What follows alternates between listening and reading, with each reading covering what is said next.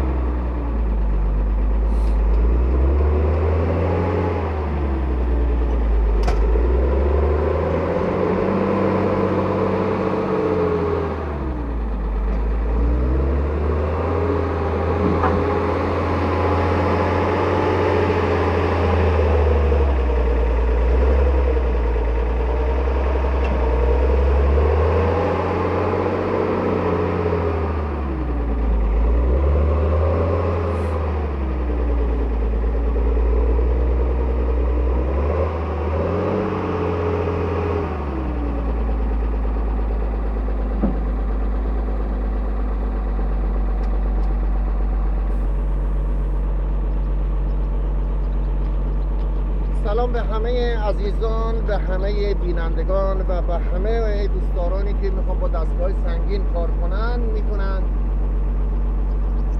این بارگیری چند دقیقه رو ببینن. همین که شما داره میبینید لودر داره بارگیری میکنه، حتما باید زیر بار اومده یه 5 سانتی بیلی بیاره بالا، دوباره نم جمع کنه. چرا؟ موقعی که بیلی میخوایی بالا نیاری میخوری به خود زمین، پس بهتره که بیاری بالا. بارگیریش چندان سخت نیست، اما کارایی رو باید بلد باشی. نوع کار و سیستم کار رو باید بدونی.